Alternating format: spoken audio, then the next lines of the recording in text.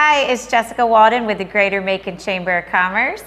I'm Christy Miner, Chairman of the Government Military Affairs Committee with the Greater Macon Chamber.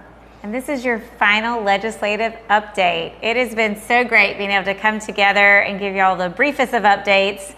Bear with us as we try to recap the best of what happened at the state capitol over the 2026 session. But first, some local election news. Congratulations to Bibb County Commissioner Andrea Cook. As of this recording right now, she is being sworn in this evening and will go right into her first Macon-Bibb County Commission meeting. So congratulations, Commissioner Cook. And let's just go ahead and start right at the top. Don't forget, primary elections, May 19th. May 19th. Yes. Get out and vote. That will also include here in Macon-Bibb County, Water Authority and school boards. Yeah. So we are not done yet, even with this update. So speaking of May, so May 12th, remember April 2nd was sine die, and then the governor has 40 days to either veto the bill or just leave it alone. If he does nothing with it, it actually becomes state law automatically. So we'll see what happens. That is May 12th.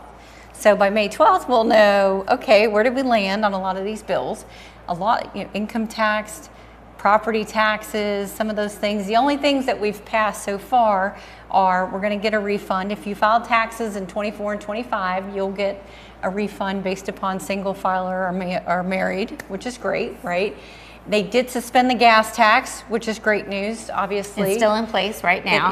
So we're not, paying for extra tax on top of that. So, but other than that, really nothing that we have seen the governor has signed to this point. But he's got 40 days, got lots of runway. 40 days, but you hear the theme here. The theme of the 2026 session was taxes. Yes, definitely. Everything that we were very excited to see pass, the historic tax credit that Macon was very much behind, all the way to where it's going to go with our property tax, homestead tax, still some uncertainties with that. All the way to tax credits, which tax credits were eliminated, which tax credits were added on.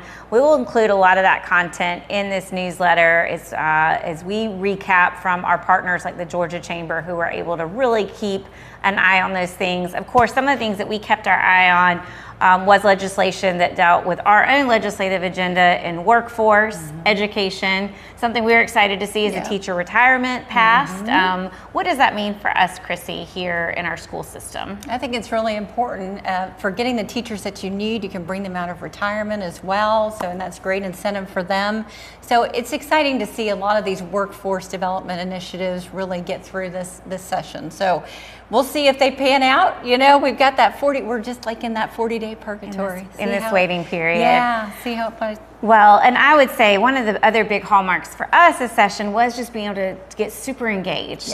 Thanks to a grant from the Knight Foundation, we spent a lot of time at the Capitol. We were able to host breakfasts, we were able to host lunch, we were able to host dinners, receptions, and we were able to welcome some new faces. We had a new senator, Senator Stephen McNeil, get elected during this time. We were able to see our own legislators get bills passed. Representative Tangi Herring was able to get a crisis line put on the back of student ID cards. That passed for her. We saw Representative Miriam Paris get a financial literacy initiative going within the local school system, so hopefully that will make it across the governor's desk. So we saw some success again in the school system from the education side, which of course goes right into workforce from our own local delegation.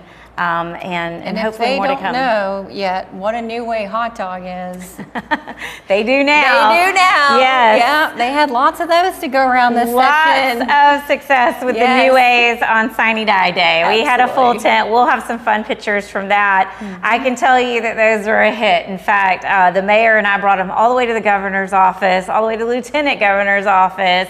And people will go a long way for a New Way. Maybe that needs to be next year's food for thought on the official bills of Georgia's favorite foods. What happened with the chicken wing? We're gonna have to look into that one to see where if that made see if that one made across the governor's desk. Right. So, now we move on, keeping an eye on federal things. We are still continuing to see where we go with our national park. We do have an opportunity to support the park efforts with Party for the Park coming up in May. We're going to include that in this newsletter as well. So So we will do our best to recap everything here and keep a close eye on what comes across the governor's desk. And like Christy said, if he doesn't sign it or kill it, it will go into Georgia law. Yeah.